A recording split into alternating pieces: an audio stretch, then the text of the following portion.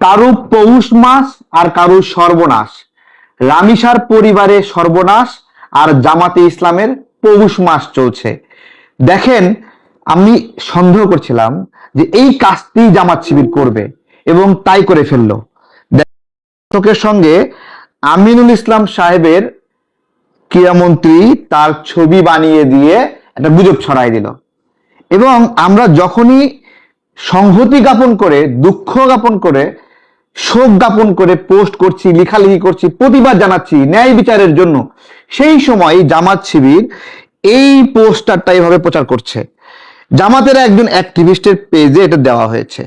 বাস্তবতা কি দেখেন, বাস্তবতা হলো এই ছবিটা আসল ছবি, যেই ছবিতে দুলাল দেওয়ান নামে একজন 7 নং ওয়ার্ড বিএনপি মিরপুর থানা, সে এই ছবিটা দিয়েছে।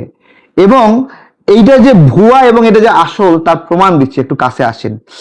ডান পাশে একটা কাপড় ঝুলানো আছে, ব্যানার ঝুলানো। এই ছবিতেও ডান পাশে ব্যানার ঝুলানো আছে, এবং এইখানে এই ব্যানারের নিচে টিচার দিচ্ছি নামে একটা ছবি আছে। এই ব্যানারের নিচেও টিচার দিচ্ছি নামে একটা ছবি আছে। এই ব্যানারের নিচে অ্যারো চিহ্ন একটা ছবি আছে। এই ব্যানারের নিচে অ্যারো চিহ্ন দেওয়া একটা ছবি আছে। এইভাবে গুজব ছড়িয়ে একটা সিম্প্যাথি, একটা শোকের সময়ে ফায়দা নিতে যাচ্ছে। এবং এনসিপিতে সদ্য নিয়োগ পাওয়া, সদ্য যোগ দেওয়া ইসহাক সরকার সরাসরি বক্তব্যের মাধ্যমে বলতেছে, গুজব ছড়াচ্ছে যে এইটাতে বিএনপির নাম জড়িয়ে রয়েছে এবং বিএনপি নেতা এই কাজটা করেছে।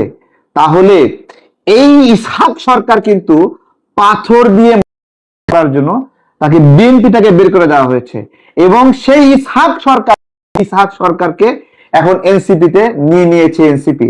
এখন যদি এনসিপির এই নেতা ইসহাক সরকারকে আইনের আওতায় নিয়ে আসেন, তাহলে বলবে যে বাক স্বাধীনতা লঙ্ঘন হচ্ছে, অথচ সে কিন্তু সঙ্গে অভিযুক্ত।